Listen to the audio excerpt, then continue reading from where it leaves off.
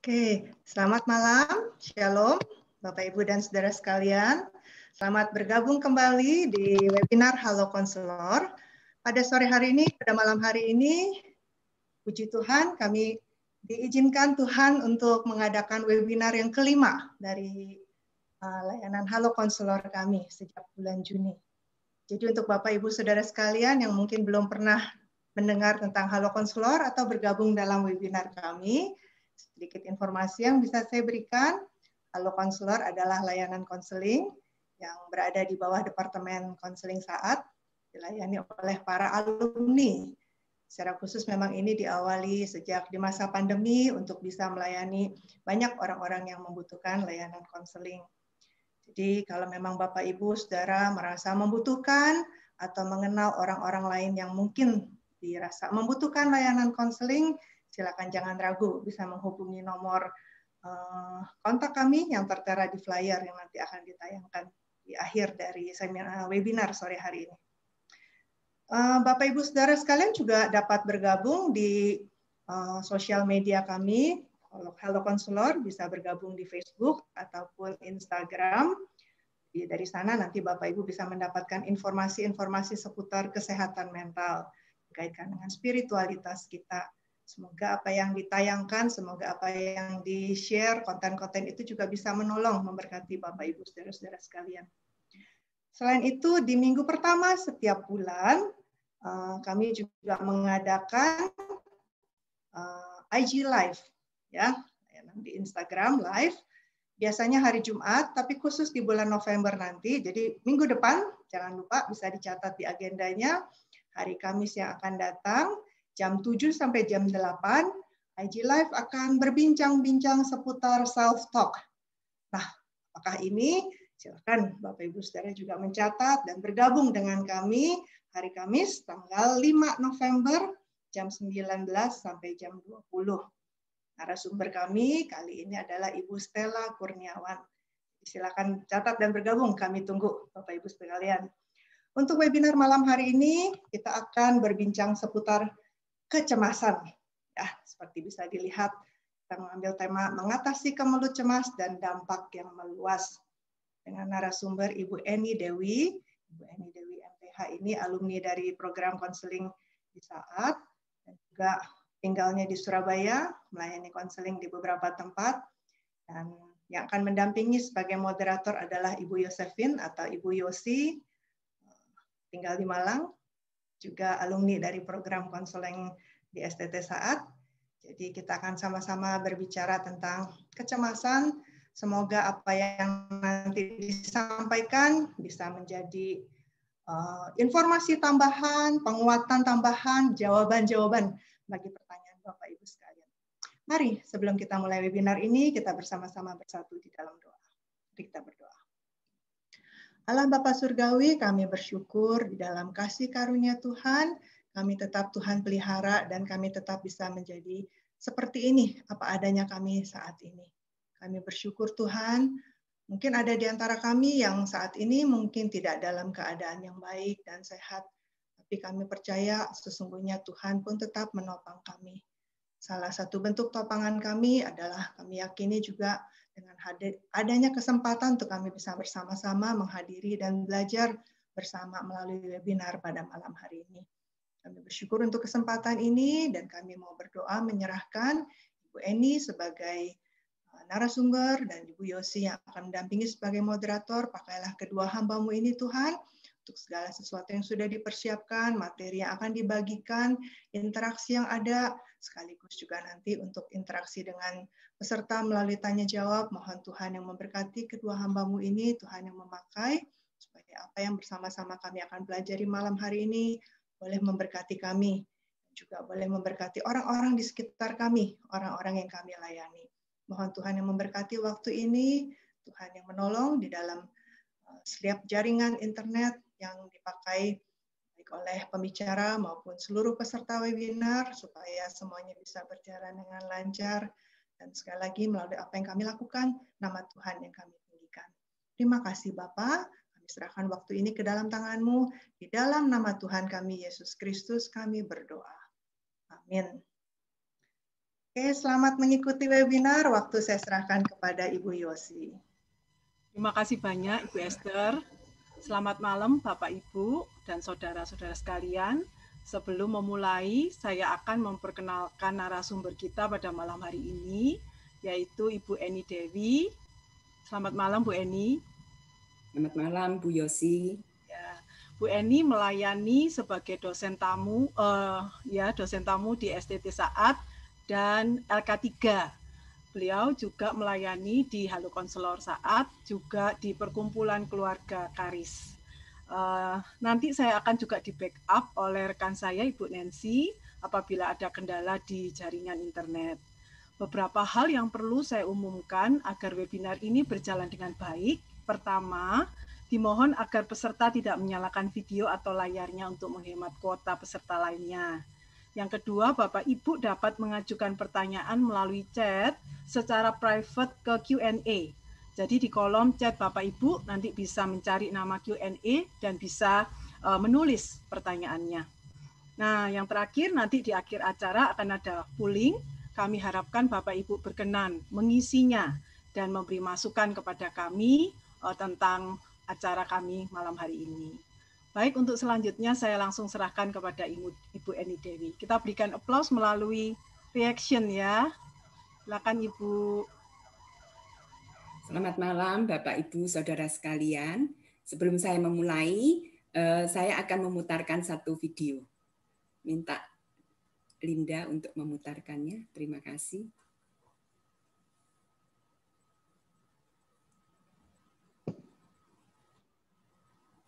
Vi, kenapa Vi? Kamu diam aja nggak kayak biasanya? Aku pusing. Aku berapa hari ini tuh udah susah tidur terus. Nggak berapa hari, udah lama aku susah tidur. Kenapa susah tidur? Ya aku mikirin kita. Kita tuh udah kerja dari rumah udah berapa lama. Gaji kita udah berbulan-bulan dipotong. Padahal kita ada cicilan rumah, ada cicilan mobil. Terus kemarin ini kamu juga cerita lagi, kamu nggak cocok sama bos kamu. Nanti suatu hari kalau misalnya kamu dipecat bagaimana? Aku juga kerja, jadi karena kayak gini aku jadi mudah tersinggung. Jadi ada keributan sama teman kantor. Pusing mikirin kayak gini, pandemi ini benar-benar bikin pusing. Ya udah, habis gimana lagi yang kondisinya begini, jadi mendingan kamu banyak doa, banyak baca Alkitab aja deh. Aku udah banyak doa, udah baca firman juga, udah nyanyi-nyanyi lagu rohani, tapi tetap aku ngerasain cemas, takut inilah, takut itulah. Apa kayak gitu aku jadi kurang beriman? Oh ya, kemarin aku sempat lihat ada webinar Halo Konselor, bagaimana mengatasi kecemasan. Gimana kalau kita dengerin itu aja? Ya udah. Ya. Mau tanya sama mereka. Oke. Saya berikan aplaus juga buat Bapak dan Ibu Jimmy ya. Ibu Jimmy atau Ibu Vivi ini adalah mahasiswa di STT Saat bidang konseling. Ya, terima kasih untuk video yang sudah dibuatnya. Mungkin ini menjadi pergumulan ya buat di antara kita ya, beberapa di antara kita termasuk saya ya. Saya pernah mengalami. Sudah berdoa, sudah baca Alkitab, sudah memuji Tuhan, tapi kok masih cemas ya? Nah, apakah itu berarti kita tidak beriman? Nah, kecemasan bisa dialami oleh siapa saja, di mana saja, dan kapan saja. Kalau kita berbicara tentang kecemasan, apa itu kecemasan? Bisa minta tolong Anita untuk share screen-nya?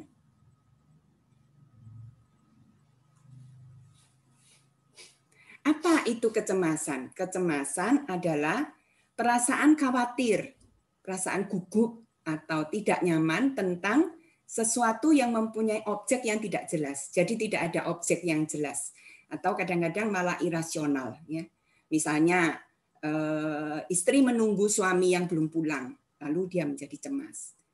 Selamat nggak ya? Apakah ada terjadi sesuatu gitu ya? Jadi pikirannya itu macam-macam gitu. Atau kalau kita saat ini bertemu dengan orang lain, kita mungkin bisa cemas juga ya, apakah dia OTG atau bukan, apakah dia kena COVID atau enggak gitu ya. Jadi kecemasan itu satu perasaan yang tidak nyaman gitu. Nah, atau para bapak-bapak yang saat ini cemas karena banyak sekali terjadi PHK, banyak sekali terjadi pemutusan hubungan kerja yang mengkhawatirkan. Nah, semua kecemasan itu umumnya berasal dari pikiran. Kecemasan dalam batas tertentu itu sebenarnya adalah hal yang wajar ya. Misalnya orang yang akan ujian, waktu kita mau ujian atau kita menunggu hasil ujian, itu kita menjadi cemas. Atau ketika suami menunggu istri melahirkan, ya ketika menunggu pengumuman gitu ya, itu membuat kita menjadi cemas. Itu wajar. Tapi kecemasan menjadi tidak wajar jika itu melumpuhkan kehidupan kita, ya. Sampai kita ini tidak bisa berbuat apa-apa. Nggak bisa kerja, tidak bisa keluar rumah. Nah, dalam masa pandemi ini sebenarnya wajar jika kita ini menjadi cemas. Ya, ketika kita akan bertemu orang.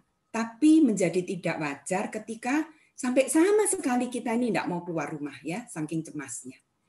Nah, kecemasan kadang-kadang memang diperlukan supaya kita menjadi lebih berhati-hati, waspada dan tidak sembrono. Coba kalau kita itu tidak cemas ya, maka kita ini akan keluar rumah tanpa pakai masker, kita tidak mau jaga jarak, dan akhirnya itu akan merugikan diri sendiri dan juga orang lain. Jadi kecemasan dalam batas yang wajar itu nggak apa-apa, nggak masalah gitu ya. Yang menjadi masalah adalah ketika kecemasan itu melumpuhkan kita. Nah, apakah kalau saat ini kita cemas, itu berarti kita tidak beriman? Seperti yang tadi ditayangkan di dalam video ya.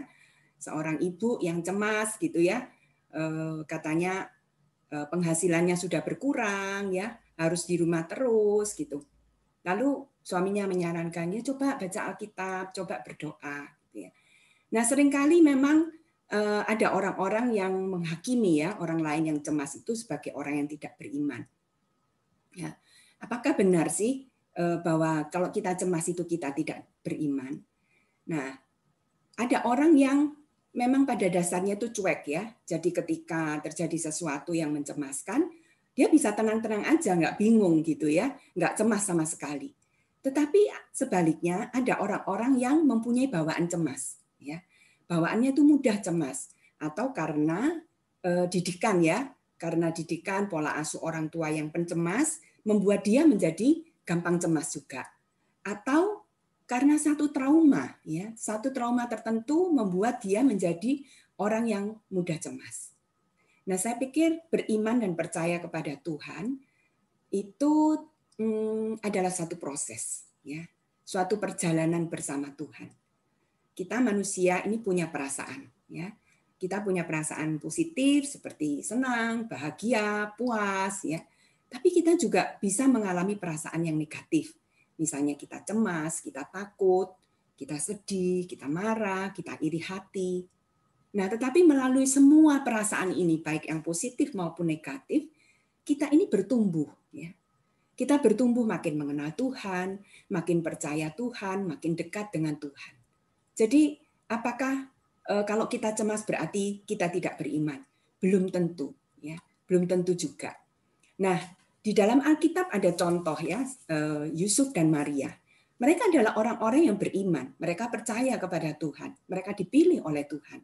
Tetapi satu hari ketika mereka pergi ke Yerusalem, waktu Yesus berusia 12 tahun, Yesus tidak pulang bersama-sama dengan mereka. Ya. Nah, Yusuf dan Maria mengira bahwa Yesus akan bersama-sama dengan teman-temannya.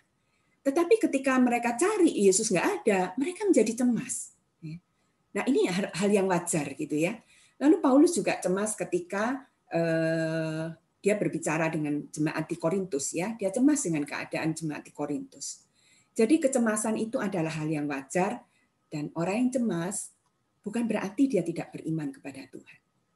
Nah, kita akan melihat lagi apa kaitannya cemas itu dengan stres.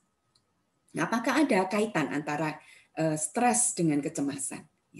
Stres adalah satu kondisi satu keadaan yang menekan kita, yang biasanya membutuhkan satu usaha yang lebih besar untuk kita itu dapat mengatasinya.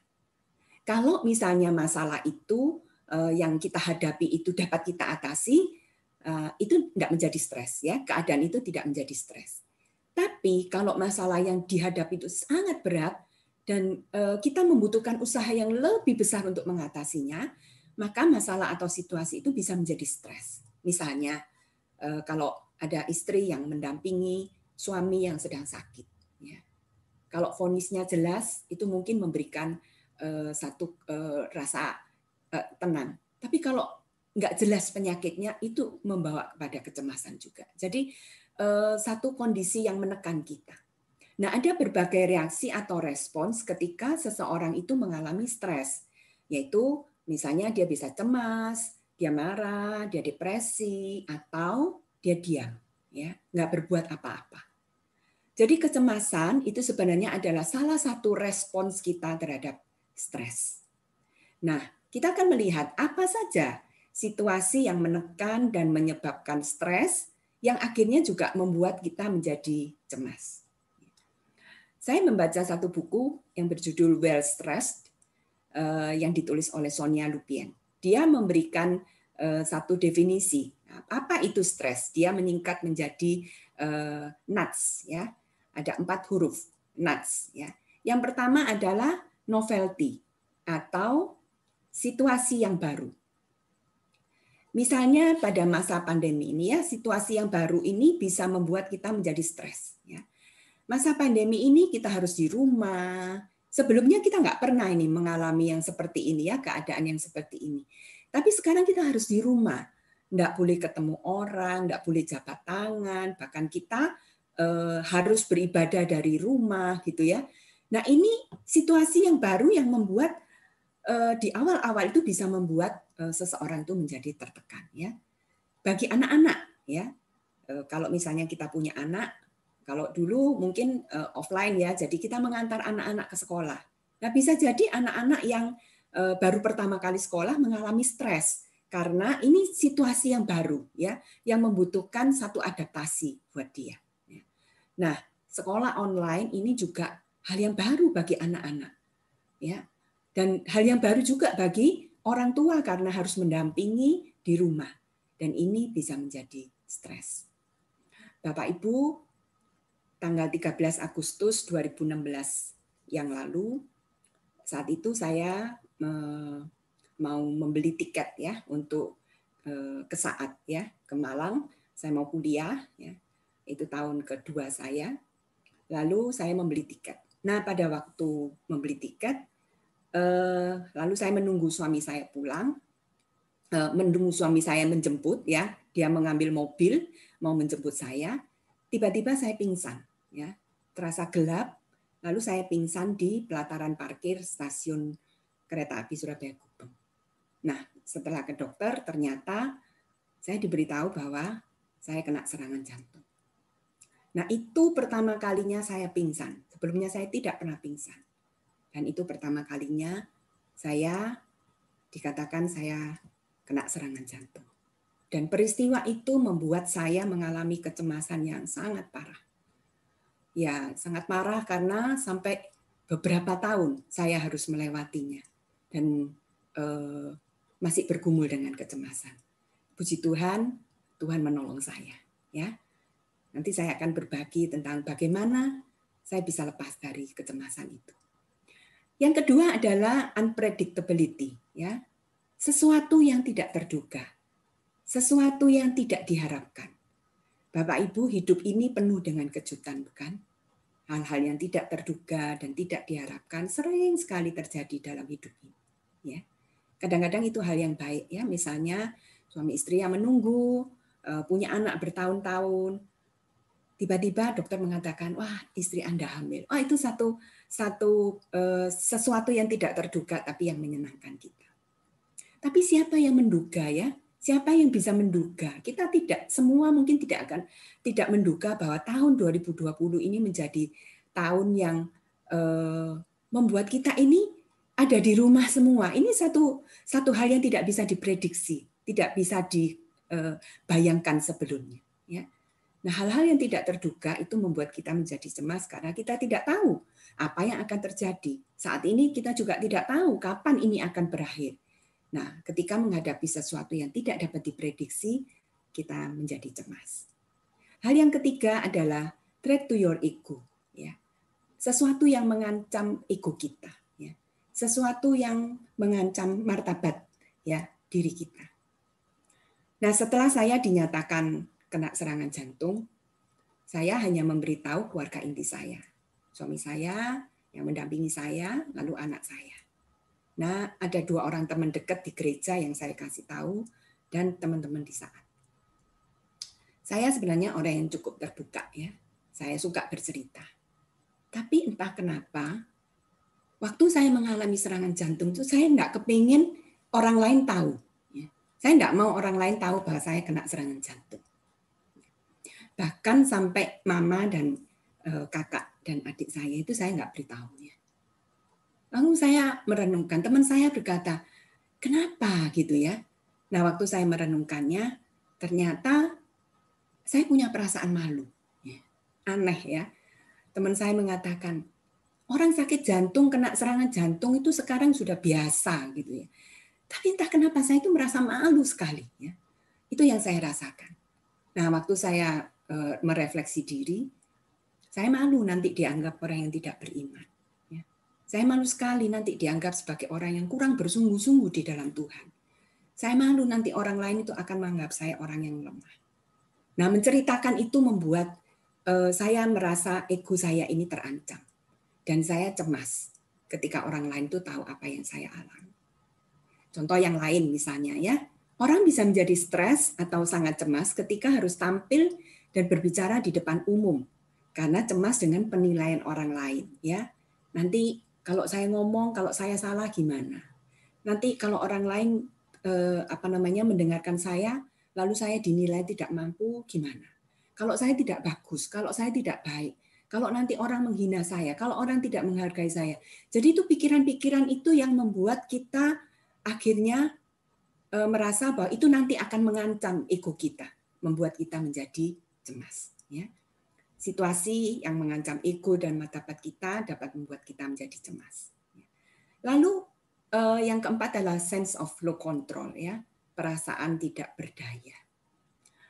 Kalau kita ini merasa bahwa ketika satu keadaan, satu kejadian, kita merasa kita dapat mengatasinya, seperti tadi saya katakan, itu kita tidak akan menjadi stres.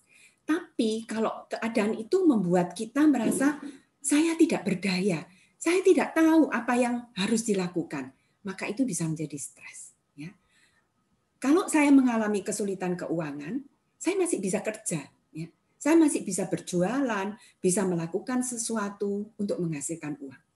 Tapi waktu saya sakit, saya benar-benar merasa saya tidak berdaya. Saya tidak tahu lagi apa yang harus saya lakukan.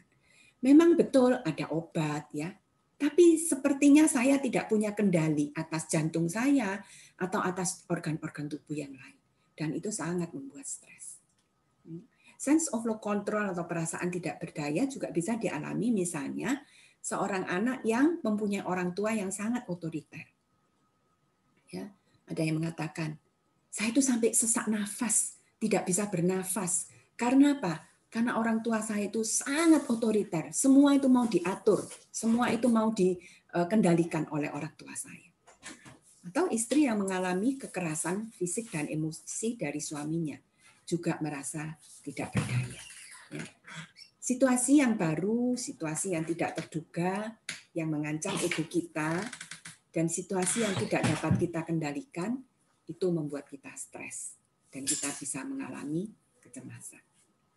Nah, apa itu dampak dari kecemasan? Ya, dampak dari kecemasan, saya pernah mengalami itu ya, insomnia. Ya, beberapa teman yang mengalami kecemasan juga mengatakan jadi susah tidur. Ya, mungkin tidur hanya 2 jam, 3 jam, susah sekali tidur. Atau sulit berkonsentrasi, ya, menjadi orang yang kelelahan. Lalu ketegangan otot. Ya, waktu saya cemas itu bau saya ini sering sekali merasa tegang. Ya. Saya sering sekali merasa tegang. Nah, ada yang lain, yaitu mudah tersinggung atau mudah marah. Ya. Dampak yang meluas bisa menyebabkan gangguan relasi dengan orang lain ya. Pada waktu cemas tadi di video itu sedikit ya dijelaskan gitu ya. Istri menjadi marah karena meskipun dia cemas tapi kelihatannya itu dia marah gitu. Karena apa? Karena dia merasa bahwa enggak ada kontrol gitu ya. Jadi itu mengganggu. Untung ini suaminya mengerti gitu ya. Tapi kalau suaminya tidak mengerti, dia akan mengatakan, kenapa kok kamu jadi marah-marah gitu ya. Nah ini bisa menyebabkan gangguan relasi. Nah yang lain adalah gangguan fisik ya. Misalnya pencernaan ya. Yang paling sering mungkin seseorang yang cemas asam lambungnya bisa naik ya. Bisa mual gitu ya. Atau sakit kepala. Ya. Atau gangguan yang meluas juga bisa menyebabkan gangguan mental. Misalnya orang OCD, ya, panic attack, itu salah satu gangguan mental yang dasarnya adalah kecemasan. Jadi gangguan-gangguan seperti ini itu adalah dampak dari kecemasan yang kalau sampai gangguan mental itu berarti sudah kecemasan yang sangat berlebihan. Nah, kita sekarang melihat pada bagaimana mengatasi kecemasan ya. Apa yang harus kita lakukan ketika kita ini mengalami kecemasan? Ya. Yang pertama, saya menyingkat untuk memudahkannya, Bapak Ibu bisa mengingatnya, yaitu aware, accept, dan adapt. Ya. Jadi aware, accept, dan adapt. Ya. Ada 3A. Yang pertama, aware. Ya. Apa itu aware? Ya. Menyadari akan adanya perasaan cemas. Karena seringkali yang terlihat itu adalah dampaknya. Ya. Misalnya tadi ya, istri yang uring-uringan, gampang tersinggung, marah-marah, nggak jelas gitu ya. Karena sebenarnya dia cemas dengan keadaan ekonomi atau dengan penghasilan yang tidak menentu tadi itu. Ya. Atau ada anak yang tidak bisa berkonsentrasi dalam pelajarannya. Ya. Karena sebenarnya dia juga cemas dengan sekolah online ini. Ya. Ada anak-anak yang nggak bisa cepat berkonsentrasi atau menangkap, guru hanya menjelaskan sebentar gitu ya. Lalu dia harus diajar oleh orang tuanya sudah nggak sabaran juga gitu ya. Itu membuat yang nampak itu adalah dampaknya, yang nampak itu adalah gejalanya. Tapi sebenarnya perasaannya adalah cemas. Ya. Kadang-kadang nggak disadari ya, karena apa? Karena kita ini seringkali melakukan sesuatu tanpa kita menyadarinya, ya. Apalagi kalau sesuatu itu sesuatu yang rutin kita lakukan, ya. Kita melakukan misalnya mandi, bangun pagi, gosok gigi, itu seperti sesuatu yang rutin, tapi kita seperti tidak benar-benar menyadarinya.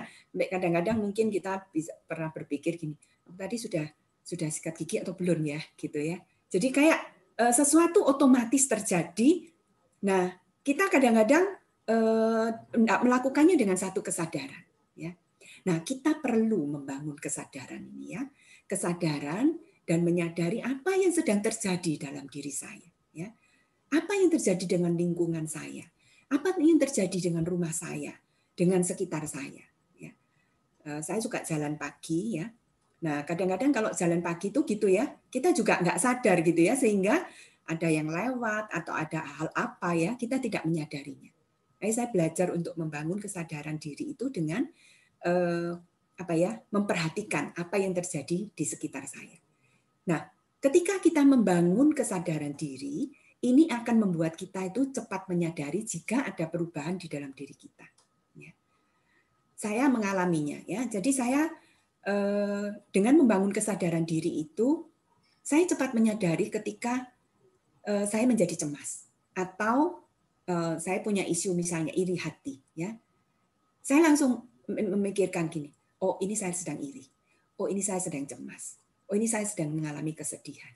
Jadi Bapak Ibu, ketika kita mengalami gejala-gejala itu ya, misalnya kita mudah tersinggung, marah dan lain sebagainya, bahunya tegang gitu ya, terus mual, kepala pusing gitu ya. Nah, mungkin kita perlu berhenti sejenak ya. Kita perlu berhenti sejenak. Lalu kita coba tanya kepada diri sendiri. Ini apa nih yang sedang terjadi di dalam diri saya? Ya, apakah saya sekarang sedang cemas atau ini hanya keluhan fisik ya? Karena saya terlalu sering lihat HP ya. Menyadari bahwa saat ini kita sedang cemas itu lebih memudahkan kita untuk mengatasinya. Jadi kalau kita mengatasi rasa cemas, itu berbeda dengan ketika kita menghadapi rasa marah atau rasa sedih. Jadi kita perlu mengetahui ini sekarang kita sedang mengalami emosi seperti apa. Nah, yang kedua adalah accept.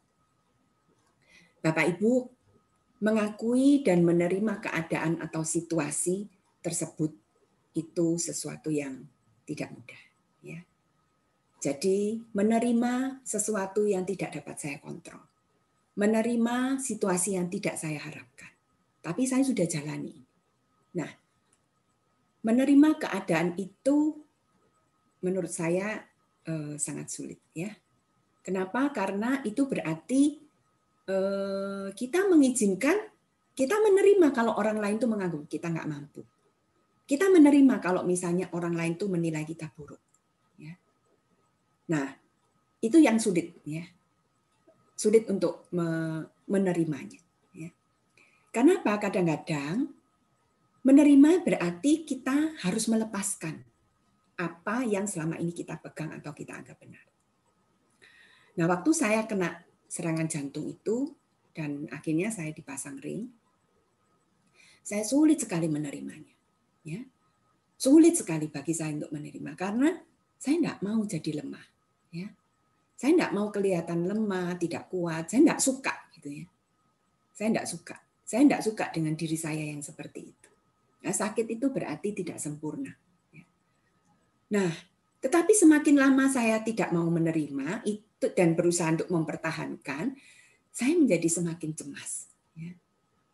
Nah, waktu keadaan itu saya sempat konseling dengan seorang teman. Ya. Lalu dia memberikan satu ilustrasi yang menurut saya mungkin bisa menolong Bapak Ibu untuk memahaminya. Bagaimana menerima. Dikatakan saya itu seperti sedang main tarik tambang dengan Tuhan. Ya. Tuhan menarik, saya berusaha untuk mempertahankan. Saya nggak mau Tuhan, saya nggak mau jadi lemah, saya nggak mau jadi seperti ini. Ya, saya berusaha untuk mempertahankan. Nah, ketika saya mempertahankan dan Tuhan menarik, itu saya menarik, dan itu makin banyak tenaga yang saya keluarkan. Ya. Makin saya berusaha untuk mempertahankan diri saya. Saya nggak mau, saya terus pertahankan. Itu membuat saya tidak bisa bebas. Ya. Nah, apa yang harus saya lakukan? Saya harus lepas. Ya. Nah, melepas itu berarti berserah pada rencana dan kehendak Tuhan. Ya. Ketika saya melepas dan bilang, oke Tuhan, ya Tuhan, saya mau terima. Bapak Ibu, itu betul-betul bukan satu proses yang mudah.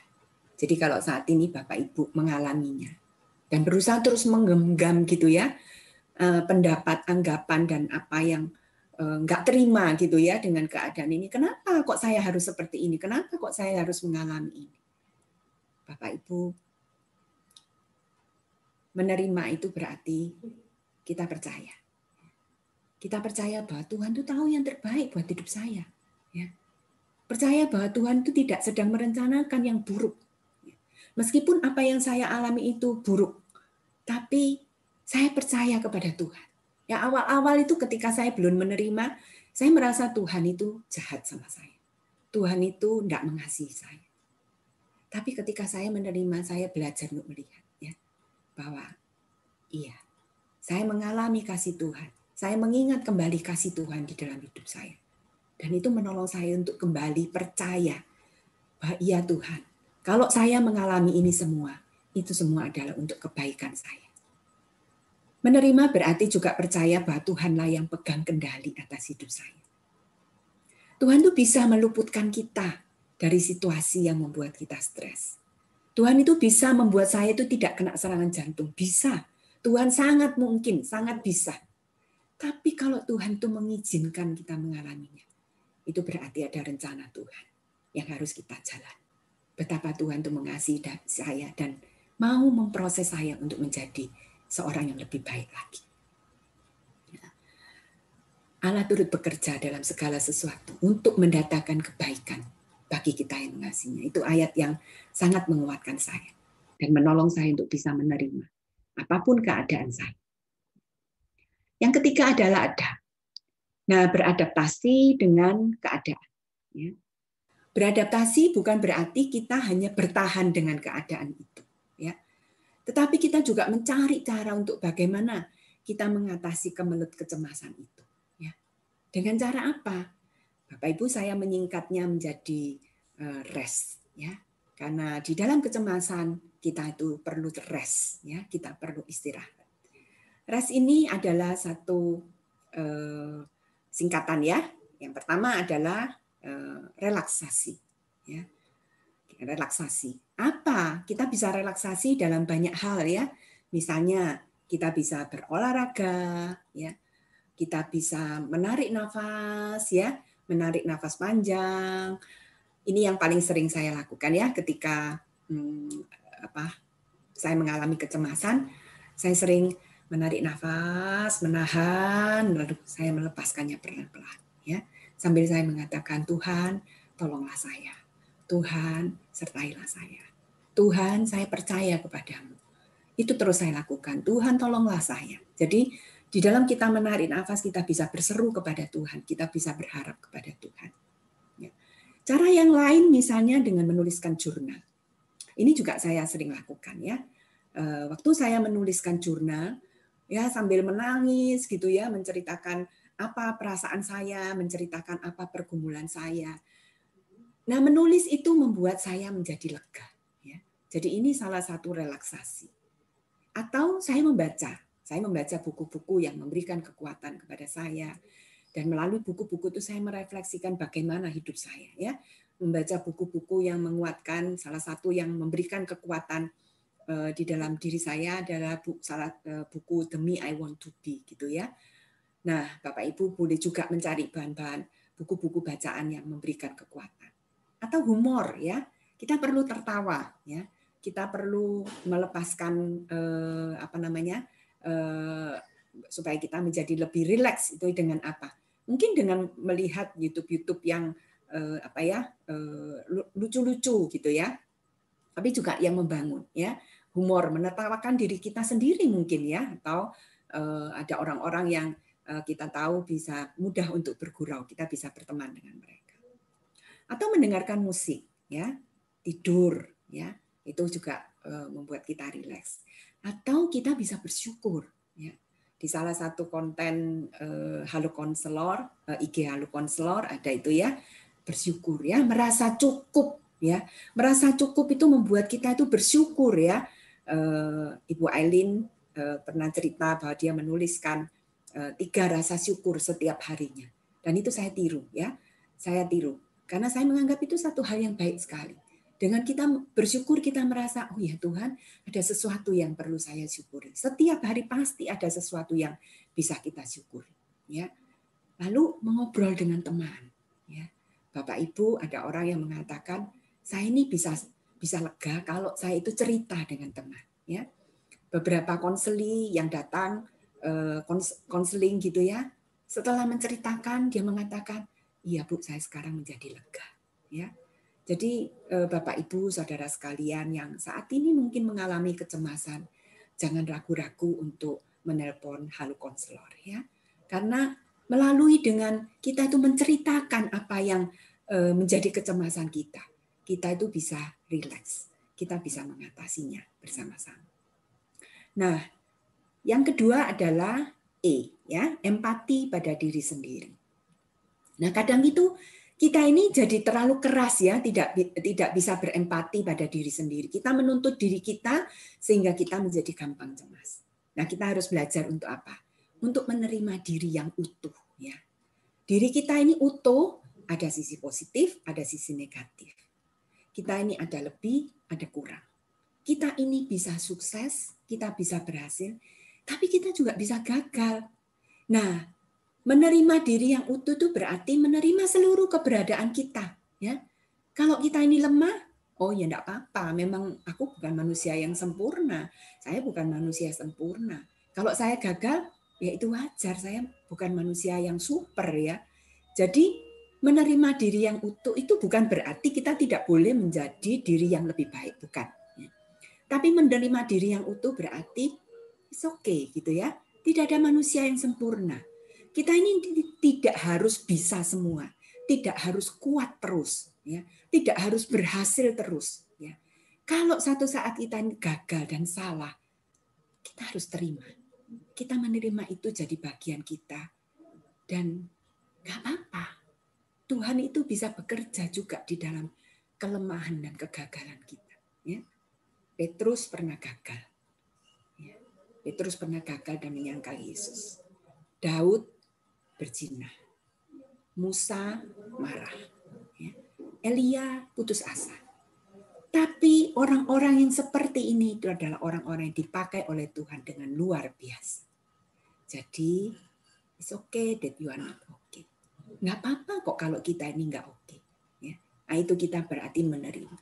Nah, salah satu yang bisa menolong kita untuk empati pada diri sendiri adalah dengan kita self-talk. Ya. Kita tanya, saya ini sedang apa sih? Jadi ini juga salah satu cara yang sering saya pakai juga ya. Saya sering self-talk. Ini nggak apa-apa. Ya. Kalaupun saya gagal, it's okay. Tuhan tetap menerima saya. Tuhan tetap mengasihi saya. Ya. It's okay. Jadi itu menolong saya untuk bisa menerima diri saya sendiri dan tidak menuntut terlalu keras. Ya. Nah, yang berikutnya adalah spiritualitas. Cara yang ampuh untuk mengatasi kecemasan adalah dengan dekat pada Tuhan. Ya, Mazmur 62 ayat 2 mengatakan, hanya dekat Allah saja aku tenang, daripadanya lah keselamatanku. Kota bentengku aku tidak akan goyah. Ya. Apa yang bisa kita lakukan dengan spiritualitas? Ya, kita bisa berdoa. Berdoa itu bukan hanya kita berbicara kepada Tuhan, tapi kita juga belajar untuk berdiam diri, kita mendengarkan suara Tuhan. Bapak Ibu, saat itu ada ini ya, oase setiap minggu, saya mengikutinya dan itu menolong saya ya untuk memberikan ketenangan ya. Itu salah satu bagaimana kita bisa beradaptasi dengan kecemasan. Lalu membaca Alkitab ya. Yesus mengatakan bahwa Alkitab, firman Tuhan adalah roti hidup, air hidup. Itu adalah makanan bagi jiwa kita. Memuji Tuhan. Ada teman juga yang ketika cemas dia peputar lagu-lagu rohani. Lalu dia juga menyanyikannya. Dan itu membawa dia bisa mengatasi kecemasannya. Nah, menghafalkan firman Tuhan. Bapak Ibu, firman Tuhan itu adalah firman yang hidup dan berkuasa. Sungguh itu adalah firman yang hidup dan berkuasa. Nah, ketika mengalami kecemasan, saya menghafalkan beberapa ayat, ya, dan itu benar-benar sangat menolong saya, ya. Yesaya 41 ayat 10, mungkin Bapak Ibu ada yang sudah menghafalkannya juga. Jangan takut, sebab aku ini menyertai kamu, ya. Waktu saya dipasang ring, ayat ini terus saya ucapkan, ya, terus saya katakan Tuhan, Engkau menyertai aku, ya. Tuhan, aku enggak mau bimbang, aku mau percaya kepada Tuhan. Sebab Tuhan itu adalah Allahku. Dan Engkau itu akan meneguhkan aku, Engkau akan menolong aku. Engkau akan memegang aku dengan tangan kananmu yang membawa kemenangan. 1 Yohanes 4 ayat 18, di dalam kasih tidak ada ketakutan. Kasih yang sempurna melenyapkan ketakutan. Sebab ketakutan mengandung hukuman dan barang siapa takut ia tidak sempurna dalam kasih. Ayat ini terus saya hafalkan. Saya memperkatakannya, ya. Saya bukan cuma menghafal di dalam pikiran, tapi saya ngomong, ya. Saya katakan itu. Filipi 4 ayat 6 sampai 7 saya katakan. Jangan hendaknya kamu khawatir tentang apapun juga, tetapi nyatakanlah dalam segala hal keinginanmu kepada Allah dalam doa dan permohonan dengan ucapan syukur. Ini kalimat firman Tuhan yang selanjutnya ini memberikan kekuatan. Damai sejahtera Allah yang melampaui segala akal akan memelihara hati dan pikiranmu dalam Kristus Yesus. Wah, saya mau tuh damai sejahtera Tuhan. Saya mau damai sejahtera. Saya mau damai sejahtera itu. Karena itu saya mau melepaskan. Saya mau untuk tidak khawatir dan percaya kepada Tuhan. Itu menolong. Ya. Bersekutu dengan saudara seiman, ya, komunitas saudara seiman yang saling menguatkan. Itu teman-teman saya satu di STT saat itu. Saya menjadi tempat ya di mana saya itu ketika cemas itu menjadi tempat di mana saya itu curhat. Saya bisa ngobrol, saya bisa berkomunikasi, saya bisa mengeluarkan. Ya. Nah, yang terakhir adalah tanggung jawab. Ya, belajar mengambil tanggung jawab, bukan menyalahkan, bukan melemparkan tanggung jawab kepada orang lain. Artinya beradaptasi itu berarti kita ini melakukan apa yang bisa kita lakukan. Bukan kita ini berdiam diri, ya. Misalnya setelah saya dipasang ring, ya, saya menjaga makanan, ya. Saya mencoba untuk menjaga makanan, tidak makan sembarangan, tidak terlalu sering makan gorengan, ya. Lalu minum obat dengan teratur. Dulu saya merasa tidur 4 jam sudah cukup, ya. Tapi setelah saya dipasang ring, saya tahu ini nggak cukup. Jadi saya berusaha untuk mengatur pola tidur saya, ya. Saya tidur lebih awal, saya mencari berbagai cara untuk saya itu bisa tidur cukup. Nah, itu adalah bentuk tanggung jawab saya, ya. Nah, Bapak Ibu mungkin juga bisa mencari, ya. Kalau misalnya kita kesulitan di dalam pekerjaan, ya, ada situasi yang kita tidak bisa hadapi, ya. Suami misalnya di PHK, kita mengalami kekurangan di dalam pekerjaan kita, ya, kekurangan keuangan.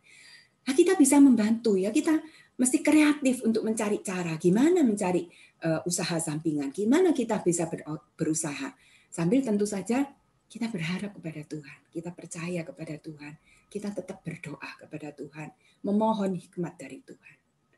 Nah, Roma 14 ayat 12 mengatakan, demikianlah setiap orang di antara kita akan memberi pertanggungan jawab tentang dirinya sendiri kepada Allah.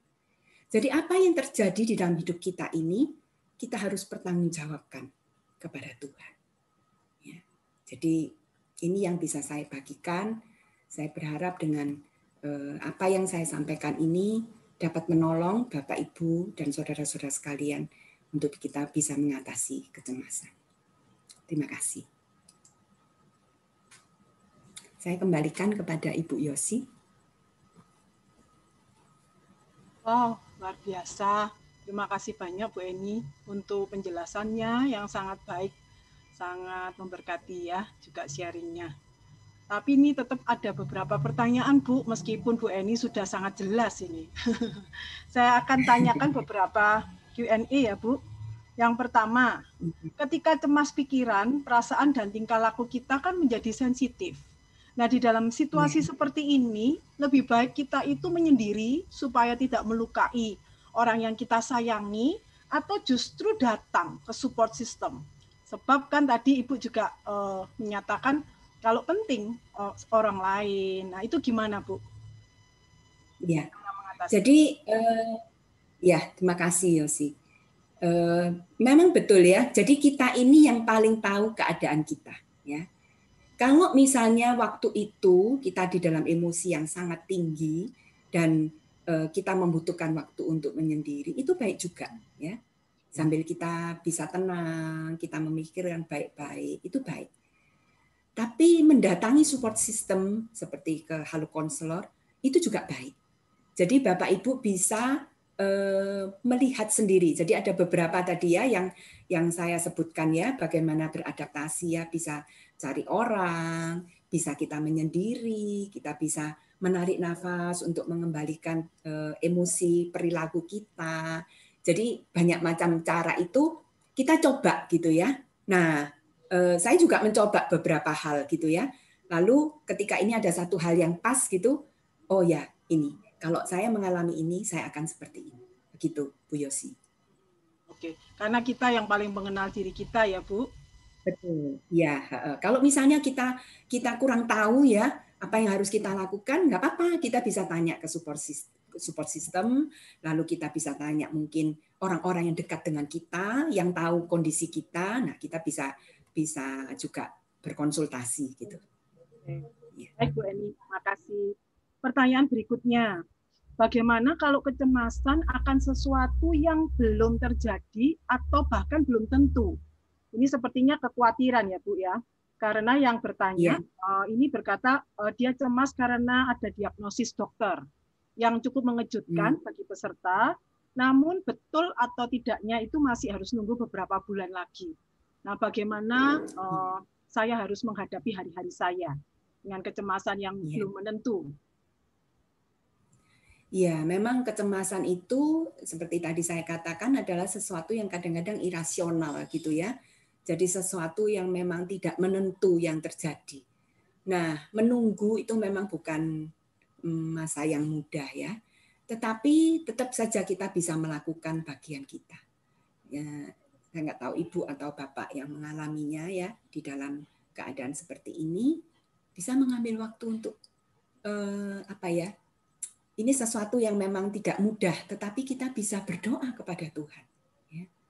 Saya rasa karena kita ini makhluk spiritual ya, karena kita ini adalah ciptaan Tuhan ya. Jadi kita perlu bertanya kepada Tuhan. Boleh kita ini bertanya kepada Tuhan. Tuhan, apa rencana Tuhan di dalam hidup saya? Ya, kalau misalnya benar ini kan situasi yang masih belum tahu ya, tetapi ini tetap membuat kita menjadi was-was ya. Nah, kalau misalnya itu terjadi, ya, saya harus seperti apa? Kalau tidak terjadi, itu seperti apa? Kita boleh berdoa kepada Tuhan. Ya. Salah satu ayat hafalan yang saya ini ya, berserulah kepada Tuhan. Ya, maka aku akan menjawab engkau. Ya, berserulah kepadaku, maka aku akan menjawab engkau. Dan aku akan memberitahukan kepadamu hal-hal yang besar. Ya, Yeremia, saya lupa, Yeremia 33 ayat 3 kalau nggak salah ya. Aku akan memberitahukan kepadamu hal-hal yang besar, yakni hal-hal yang tidak kau pahami. Ya. Jadi kita boleh bertanya kepada Tuhan, Tuhan saya tidak mengerti. Dan seperti Filipi 4 ayat 6 dan 7 itu ya mengatakan kita boleh membawa semuanya. Meskipun itu satu kekhawatiran yang mungkin kita masih belum terjadi, diagnosis dokter masih belum gitu ya. Tapi kita bisa membawa hati kita yang cemas ini kepada Tuhan. Dan damai sejahtera Allah yang melampaui segala akal itu akan memelihara kita semua. Amin. Mungkin itu. Ya, sangat menguatkan Bu Eni. Nah, kalau tadi kan kecemasan yang karena kekhawatiran di masa depan, Bu. Bagaimana kalau kecemasan karena luka batin yang belum sembuh dari masa lalu? Mungkin nggak, Bu, terjadi? Lalu apa yang harus kami lakukan? Iya, betul ya. Jadi kalau kita ini mengalami kecemasan karena luka batin ya, itu luka batin itu biasanya kan disebabkan karena trauma ya. Karena kebutuhan yang tidak dipenuhi pada masa kecil ya. Misalnya pada masa itu kita butuh rasa aman, kita butuh dikasihi, kita butuh dihargai, tapi kita tidak dapat itu. Nah, kalau luka ini belum disembuhkan, maka ketika ada situasi yang mengancam kebutuhan itu, tadi ya, threat to your ego itu ya, jadi sesuatu yang mengancam ego kita, mengancam harga diri kita, maka ia akan mengalami kecemasan. Misalnya orang yang butuh penghargaan, ya.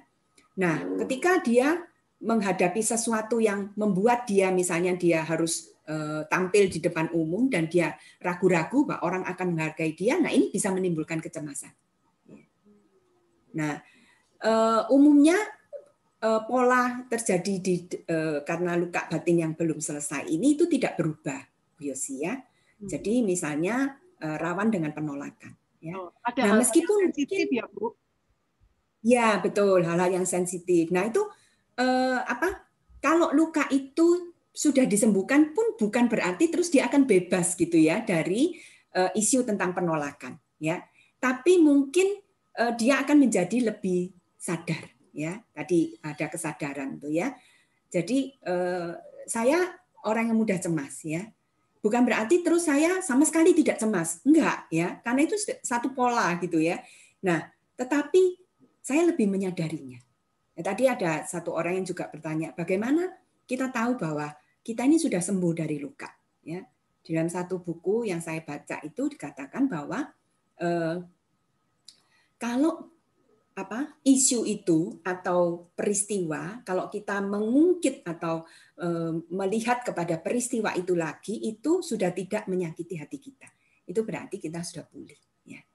Nah itu mungkin jadi kita harus tetap berhati-hati dengan pola-pola yang terjadi di dalam hidup kita dan kita meningkatkan kesadaran kita. Supaya saya itu sadar gitu ya, bahwa oh ini saya sekarang sedang mengalami ini. Itu baik. Bu Yosi yang bisa saya sampaikan. Ya, baik Bu Eni. Ini ada 2 pertanyaan yang langsung saya gabung. Yang pertama, jadi kalau saya cemas, apakah berarti saya sedang stres? Lalu yang kedua, apa ada kaitan kecemasan dengan OCD? Lalu bagaimana menangani dan menyembuhkan OCD-nya maksudnya. Terima kasih Bu. Oke. Jadi apakah kalau saya stres itu saya cemas itu saya stres gitu ya? Betul. Oke. Apakah kalau saya cemas itu saya stres? Kalau kecemasannya, ya itu tadi ya. Jadi salah satu dampak daripada stres itu adalah kecemasan, ya. Tapi sekali lagi kecemasan itu ada yang apa ya istilahnya wajar atau ringan gitu ya. Tetapi ada yang berat gitu ya. Kalau stresnya semakin berat, itu berarti kecemasannya juga akan semakin tinggi. Ya. Jadi kalau itu apa? Ketika kita mengalami keadaan yang menekan ya, itu bisa mengalami satu kecemasan ya. Jadi ini memang stres dan kecemasan ini menjadi apa ya satu hal yang bisa berkaitan, sangat berkaitan. Nah, mengenai OCD mungkin ya ini OCD ini adalah kalau kita melihat di DSM gitu ya, apa namanya dari apa diagnostik itu OCD itu adalah salah satu dari gangguan kecemasan. Jadi induknya itu adalah gangguan kecemasan. Karena OCD itu kan ini ya obsessive compulsive disorder. Jadi dia punya satu obsesi, satu pikiran ya yang kadang-kadang itu tidak terkendali. Lalu kompulsinya itu adalah dia berusaha untuk mengatasi obsesi ini, pikiran ini dengan satu tindakan. Nah, biasanya itu tindakan yang berulang. Kenapa dia melakukan itu? Karena dia cemas. Karena ada pikiran-pikiran yang mengganggu dia, yang membuat dia cemas, dia melakukan. Ya, misalnya orang-orang OCD itu ini ya takut dengan kuman, ya takut dengan kuman. Karena itu cuci tangan berkali-kali. Atau takut terjadi sesuatu, ya tidak yakin bahwa pintu itu sudah ditutup. Jadi dia berulang kali. Kalau sekali, 2 kali itu normal ya. Oh ya tadi saya sudah kunci belum ya pintunya. Lalu kita cek ya. Waktu kita cek, oh ya sudah kok. Nah itu nggak apa-apa gitu ya. Ngecek itu sendiri nggak apa-apa. Tapi kalau ngeceknya sampai berulang-ulang itu membuat ini ya, itu namanya OCD ya. Karena apa? Karena kecemasannya itu tidak berhenti ketika kita mengecek sekali. Harus berulang kali, harus mandi berkali-kali. Ya. Nah, bagaimana mengatasinya? Nah, untuk gangguan-gangguan yang ini ya, gangguan-gangguan mental yang berkaitan dan OCD ini berkaitan dengan sisi biologis kita ya, ada sel atau ini ya, saya belum memahami dengan cukup baik tentang OCD, tetapi saya mendengar bahwa ada satu apa ya sel di dalam tubuh kita ini yang berkaitan dengan OCD ya. Nah, karena berkaitan dengan biologis, maka kita perlu ke dokter ya, ke psikiater ya. Untuk apa? Untuk ditolong ya. Jadi ini satu hal yang tidak bisa hanya ditangani dengan konseling, tetapi mungkin perlu dengan pengobatan juga. Itu Bu Yosi. Baik, sangat membantu Bu Eni. Yang berikutnya, apakah kecemasan sama dengan panic attack atau apa kaitannya? Gitu. Lalu kalau kecemasan, lalu saya sambung Bu, biar nanti jelasinnya lebih mudah. Lalu bagaimana kalau misalnya panic attack itu sedang menyerang dan penanya ini merasa sulit mengontrol pikirannya, menjadi sangat cemas, sangat ketakutan, dia sendiri kecewa dengan dirinya. Nah, bagaimana membangkitkan kembali Bu? Iya. Stres itu salah satunya bisa sama ya, panic attack itu juga bentuk dari kecemasan ya. Waktu saya mengalami serangan itu, kemudian beberapa waktu kemudian saya pernah mengalami panic attack. Jadi saya biasa pergi kemana sendiri gitu nggak apa-apa ya, tapi hari itu saya ke pasar Atom gitu ya sendirian dan saya mengalami itu. Itu kayak saya takut sekali gitu ya. Kayak itu seperti menyerang dan itu membuat saya nggak bisa berpikir dengan normal gitu ya. Nah itu panic attack ya. Jadi kecemasan, panic attack, ya panic attack itu bagian ya dari gangguan kecemasan ya. Karena ada ketakutan-ketakutan. Tapi mungkin untuk panik ada sesuatu yang membuat dia itu seperti tidak sanggup untuk mengatasinya. Nah, sulit mengontrol, betul sekali, ya. Nah, bagaimana kita bisa mengatasi hal ini, ya? Nah, salah satu yang bisa kita lakukan, kita ini perlu melatih diri, ya, Bu Yosi, ya, melatih diri dalam arti kata kita melatih diri bagaimana kita ini bisa rileks, ya, bagaimana kita ini bisa tenang, ya, dengan diri kita sendiri. Nah, salah satu yang sering saya lakukan ketika saya mengalami panic attack adalah saya mengambil nafas tenang gitu ya. Saya terus ngomong, tenang Eni, tenang Eni. Lalu saya berseru kepada Tuhan, Tuhan tolonglah saya. Tuhan tolonglah saya. Tenangkan saya. Tenangkan saya. Bapak Ibu, Tuhan itu baik sekali. Sungguh Tuhan itu baik sekali. Ya. Tuhan itu mengasihi kita semua. Ya. Ketika kita berseru kepada Tuhan, Tuhan itu dengar, ya. Tuhan itu bisa menolong kita. Jadi pada waktu kita mengalami itu, Bapak Ibu fokus kepada Tuhan. Mata hati kita tertuju kepada Tuhan. Kita berdoa, Tuhan tolong saya. Ya. Selain memang kalau kita nggak bisa mengontrol diri, terus kita nggak bisa menerima diri kita sendiri, kita perlu konseling. Meskipun saya sekolah konseling gitu ya, tapi saya juga konseling, bahkan sampai saat ini kalau saya mengalami sesuatu, saya sering ngomong dengan seseorang, saya sering konseling juga gitu ya. Untuk apa? Untuk membuat saya ini bisa mengerti tentang keadaan diri saya. Nah, ketika Bapak Ibu tidak bisa menerima diri sendiri, apa itu yang membuat tidak bisa menerima diri sendiri? Nah, itu kan banyak hal ya. Nah, itu konselor-konselor ya, itu bisa menolong. Bisa menolong sehingga panic attack itu perlahan-lahan bisa diatasi. Ya puji Tuhan, beberapa kali saya mengalami panic attack, tetapi beberapa saat ini saya sudah enggak lagi. Ya. Tuhan, itu Bu Yosi, semoga bisa menolong. Ya. Tadi Bu Eni sempat bercerita, Ibu sendiri adalah tipe pencemas, gitu, sehingga butuh berjuang ya Bu untuk mengatasi kecemasan. Tapi kalau saya perhatikan ada orang yang lebih mudah beradaptasi dengan kecemasan dan terlihat lebih santai ya mengatasi tantangan-tantangan hidupnya. Nah, apa sih Bu menurut Ibu faktor dan bagaimana lalu kita menyikapinya gitu ya? Faktornya apa yang membedakan Bu Eni? Iya. Salah satunya itu mungkin ini ya kepribadian ya seperti tadi saya katakan ya. Ada orang dengan tipe kepribadian tertentu yang membuat dia mudah sekali lepas dari kecemasan ya. Tapi ada satu kepribadian ya, kepribadian tipe A itu ya, yang kompetitif, bersaing, berusaha mencapai prestasi ya, tepat waktu, perfeksionis ya. Nah, orang-orang ini rawan dengan kecemasan ya. Tapi ada orang yang mungkin lebih santai gitu ya, menikmati hidup ya, mau diterima mau enggak apa-apa gitu ya. Nah, itu membuat dia lebih bisa mengatasi. Tetapi juga pengalaman hidup ya, Bu Yosi ya. Misalnya pengalaman hidup seseorang yang berkali-kali mengalami stres ya. Sejak kecil mengalami stres, sejak kecil nggak berhenti gitu ya, stres terus-menerus. Nah, ini juga berkaitan dengan daya tahan kita terhadap stres ya. Nah, kalau orang lain mungkin cuma mengalami sekali, tetapi orang ini mengalami berkali-kali sehingga ketika ada sesuatu lagi yang terjadi, dia bisa bertahan. Tapi orang lain yang baru pertama kali mengalaminya itu bisa langsung ambruk gitu ya.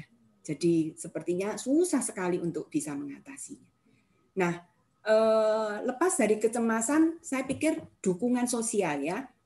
Itu juga memberikan dampak ya terhadap kecemasan ya,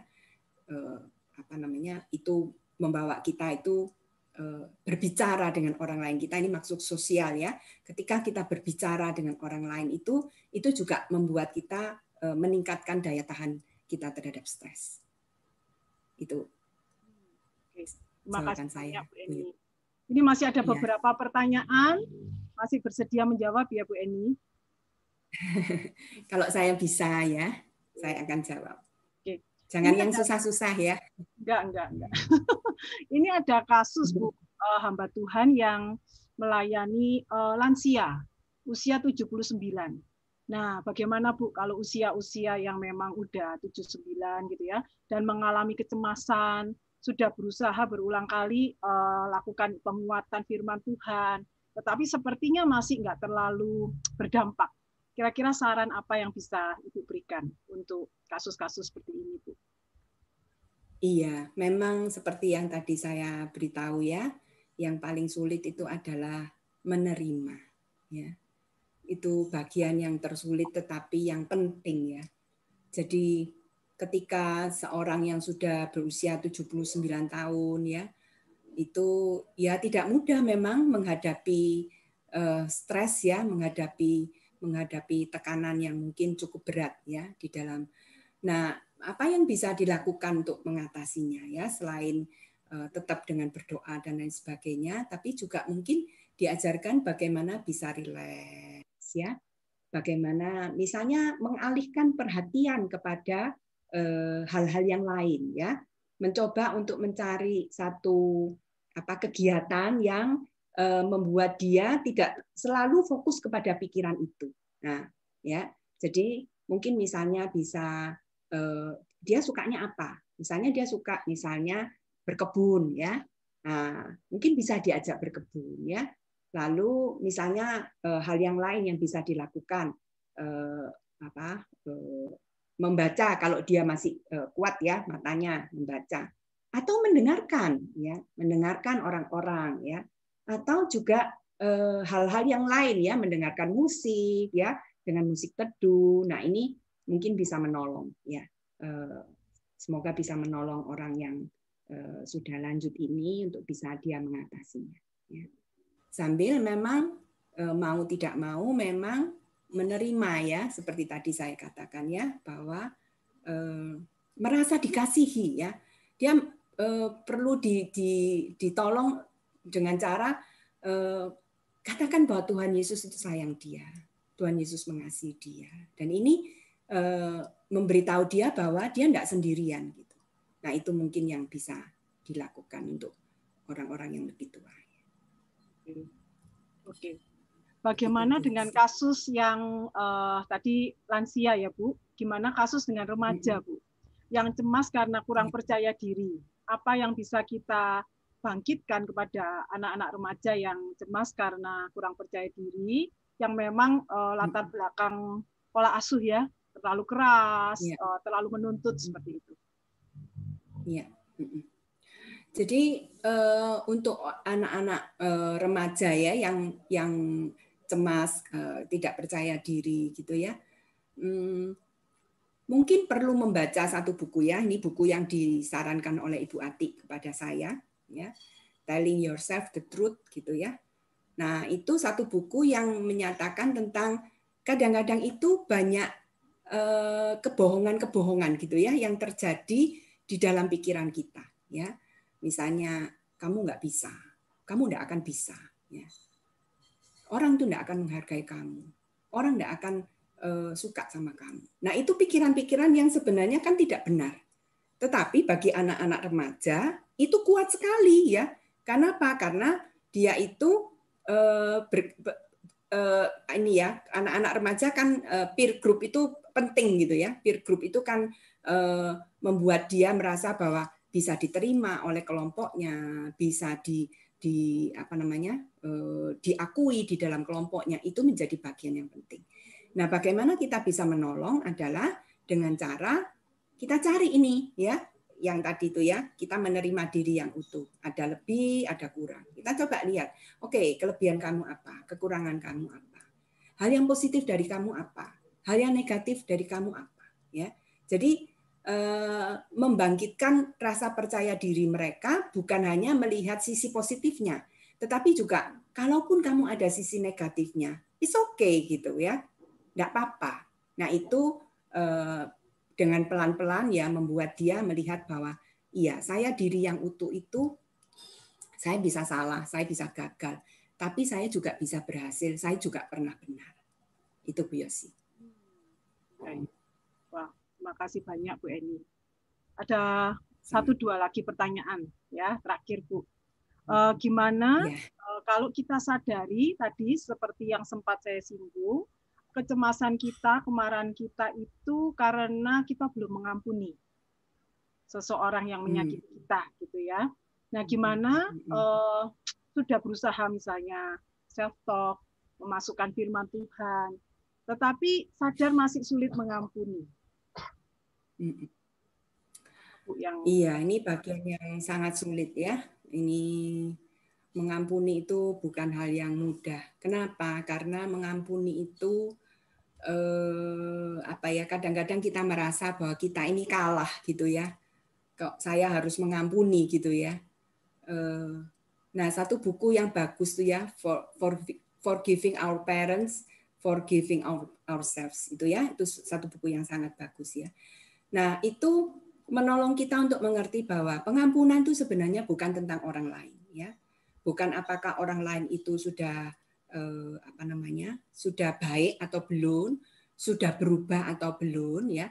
Tapi pengampunan itu tentang diri kita sendiri. Nah, ini yang seringkali orang itu lupa gitu ya, atau orang itu tidak menyadarinya. Jadi anggapannya aku bisa mengampuni kalau kamu sudah berubah, aku bisa mengampuni kalau kamu itu sudah melakukan sesuatu yang saya harapkan gitu. Nah, padahal enggak juga gitu ya. Nah, saya mengingatkan tentang ini ya, perintah dari Tuhan Yesus ya. Kalau kamu tidak mengampuni, maka Bapa di surga juga tidak mengampuni kamu. Wow, ini keras sekali ya. Kenapa? Karena pengampunan itu adalah satu karakter Tuhan yang sangat menonjol. Kita semua ini adalah orang-orang yang diampuni oleh Tuhan. Ya. Kalau kita ini tidak diampuni Tuhan, kita juga tidak bisa. Jadi ketika kita mengampuni, coba lihatlah bahwa saya juga pernah bersalah. Saya juga melakukan kesalahan. Ya. Dengan begitu kita akan melihat bahwa orang lain juga bisa melakukan kesalahan. Ya. Saya selalu teringat dengan ilustrasi ini ya. Kalau kita belajar mobil, itu kan ada tulisannya gitu ya, belajar gitu ya. Itu zaman saya dulu, nggak tahu sekarang gimana ya. Jadi ketika kita melihat ada orang yang belajar gitu ya, kita akan lebih maklum gitu ya kalau dia misalnya melakukan kesalahan atau belok enggak tiba-tiba. Ketika ada tulisan belajar itu kita membuat oh iya sih dia masih belajar gitu ya. Nah, kita semua itu adalah orang-orang yang sama-sama belajar mengampuni. Jadi ketika kita melihat orang lain bersalah, ya kita coba lihat kepada diri sendiri. Itu sih. Nah, itu menolong. Memang betul pengampunan membawa pada kecemasan. Karena apa? Itu satu nilai atau satu hal yang kita pegang. Aku nggak mau mengampuni. Nah, seperti saya tadi bilang ya, kita harus menerima. Menerima berarti melepaskan. Ya. Dengan melepaskan pengampunan, itu sebenarnya kita jauh lebih lega. Benar. Ya. Jauh lebih lega. Kita tidak lagi cemas, ya. Kita bisa rilis, dan hubungan kita dengan orang yang jauh lebih baik. Begitu, Bu Yosi. Ya, terima kasih banyak Bu Eni untuk materi bahkan pertanyaan-pertanyaan yang sudah dijawab ya. Luar biasa, saya percaya apa yang sudah disampaikan Bu Eni memberkati kita sekalian sebab sudah juga memberkati saya. Terima kasih. Kita berikan aplaus yuk buat Bu Eni. Terima kasih Bu Eni. Tuhan memberkati. Terima kasih Bapak Ibu sekalian. Bapak Ibu dapat memberikan masukan tentang tema-tema webinar selanjutnya melalui kolom chat ya. Dan acara belum selesai. Sebentar saya akan mempersilahkan tim saat untuk menampilkan polling. Mohon Bapak Ibu dapat mengisinya dengan cepat ya. Lalu kita akan ditutup closing statement dan doa oleh Ibu Eni.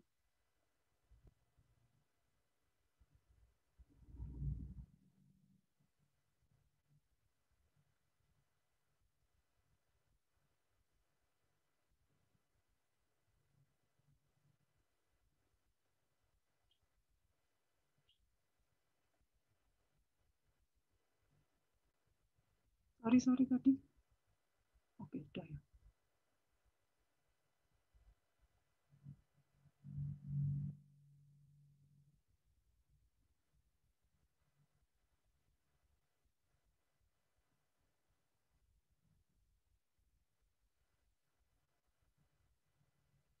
Sorry, tadi ada kesalahan.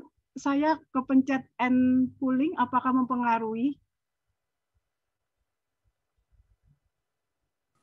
Iya, mempengaruhi.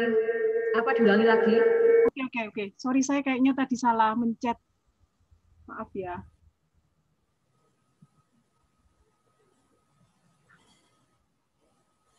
Oke, makasih.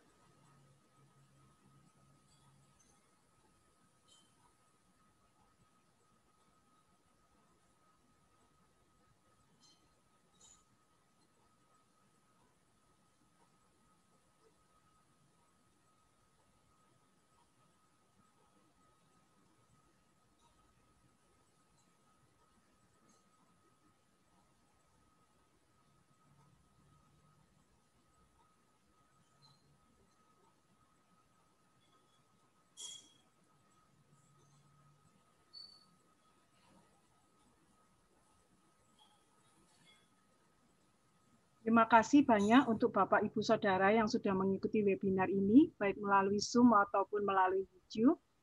Kami mohon maaf apabila ada kesalahan kata, ya, dan kami mohon dimaafkan apabila ada salah kata.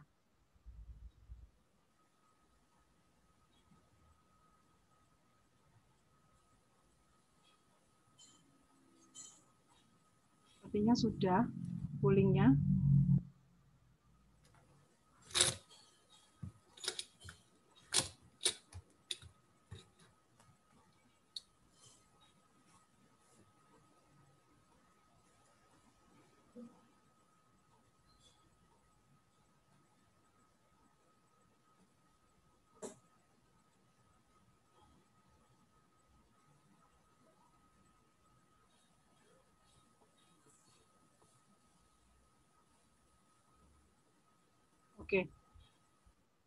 Oke, silakan Ibu Eni memberikan closing statement dan menutupnya dengan doa. Iya, Bapak Ibu, saya ingin mengakhiri dengan satu ayat yang saya hafalkan. 1 Petrus 5 ayat 7-11. Serahkanlah segala kekhawatiranmu kepadanya, sebab Ia yang memelihara kamu. Sadarlah dan berjaga-jagalah. Lawanmu si iblis berjalan keliling sama seperti singa yang mengaum-ngaum dan mencari orang yang dapat ditelannya. Lawanlah dia dengan iman yang teguh, sebab kamu tahu bahwa semua saudaramu di seluruh dunia menanggung penderitaan yang sama.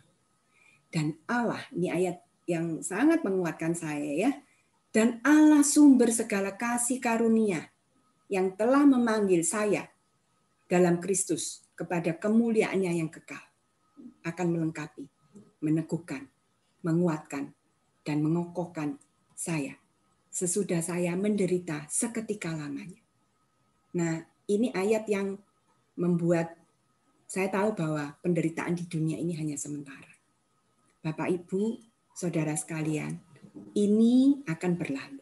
Segala yang kita alami akan berlalu. Nanti yang akan tinggal adalah relasi kita dengan Tuhan. Dan ayat 11 itu ayat yang sangat menguatkan saya. Ialah yang empunya kuasa sampai selama-lamanya. Bapak, Ibu, apapun yang kita alami saat ini, ketahuilah bahwa Tuhan yang pegang kendali. Tuhan yang mengontrol segalanya. Dan Tuhan yang mengontrol itu adalah Tuhan yang mengasihi kita. Tuhan yang sudah menebus kita.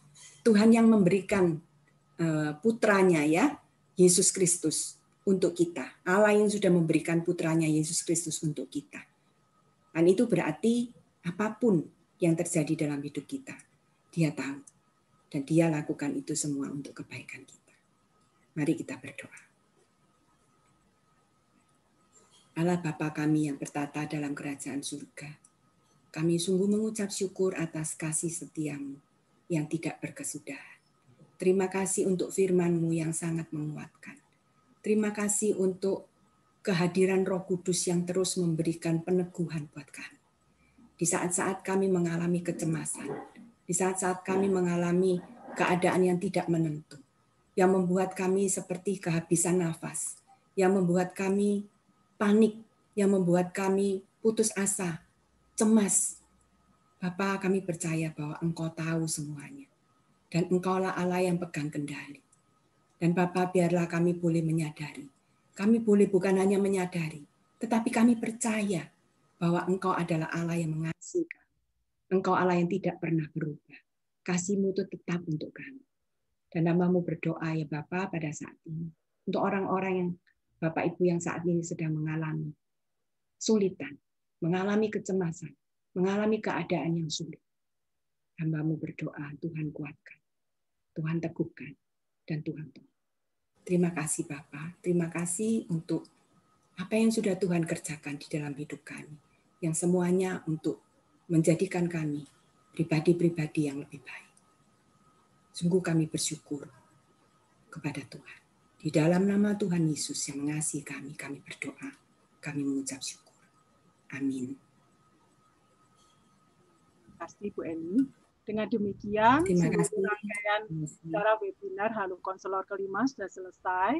Layanan Halo Konselor tidak memungut bayaran, tetapi apabila Bapak Ibu ingin memberikan dukungan kepada kami, Bapak Ibu dapat memberikan melalui rekening BCA yang tertera berikut ini.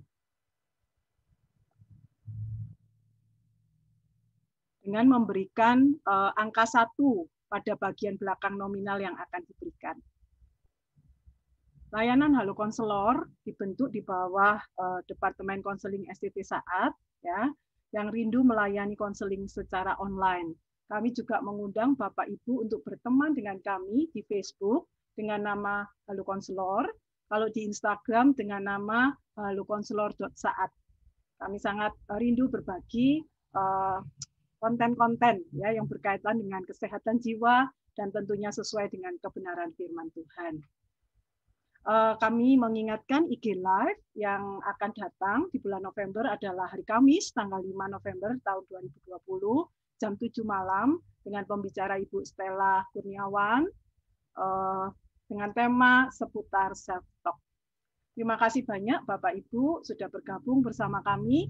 Sampai jumpa di kesempatan yang akan datang. Tuhan memberkati.